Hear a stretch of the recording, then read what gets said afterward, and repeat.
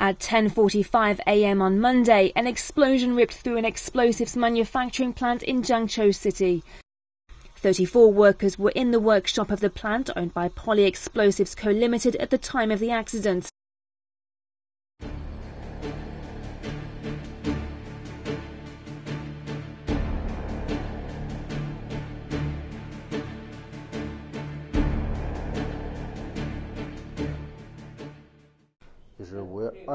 "34 workers were in the workshop when the blast occurred.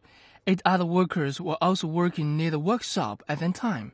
As of Thursday afternoon, 33 workers have been confirmed dead and 19 others injured. Those injured workers, including 2 who sustained serious injuries, are being treated in local hospitals. Search and rescue work for the missing workers is ongoing." Poly Explosives Co. Limited is a professional manufacturer of civil explosive materials. With a history of 55 years, the enterprise is owned by the state-owned China Poly Group Corporation. The site is a new manufacturing base with an annual output of at least 30,000 tons of explosives. Those injured in the blast are still being treated in 3 hospitals in Jiangzhou and Jinan City. Li Zongping is one of the workers at the plant. At the time of the explosion, Li was in his workshop, which is located around 300 meters away from where the blast took place. 你当时听见是什么情况啊？声音多大？一声爆炸的时候，一声爆炸什么不知道。你那个声音能有多大？声音啊，声音响那么大哇！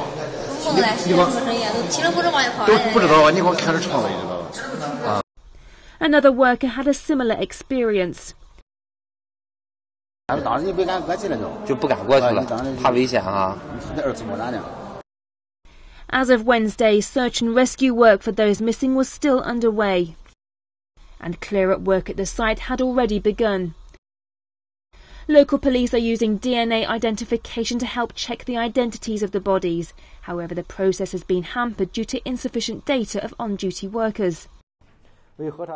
"We have some difficulties in identifying the number of deaths and the amount of missing workers. We are lacking sufficient information." Explosive material enterprises like Poly Explosives produce civil explosive goods and dangerous goods. Official data shows that several years ago there were around 420 explosive material enterprises of this kind in China. Now, following upgrades in the industry, there are currently only 147 such enterprises. Even though this is the first accident of its kind to ever occur, experts are still adamant that more needs to be done to prevent a disaster like this ever happening again. China already has detailed and comprehensive rules on the production and use of explosive materials. These regulations include provisions on the number of workers in each workshop, as well as production processes, materials management, and the registration of workers' personal data. However, these regulations are rarely carried out appropriately.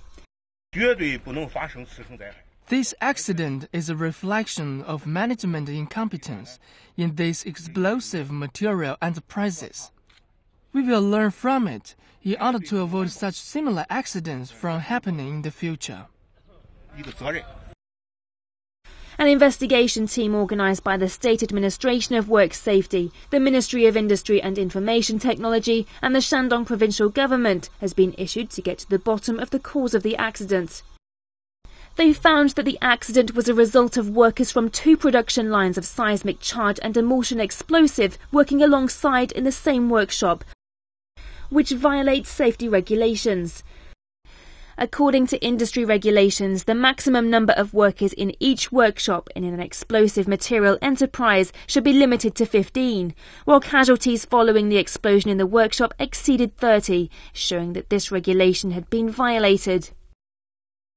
As rescuers continue to search for the missing people, this accident has been a stark wake-up call for the entire industry.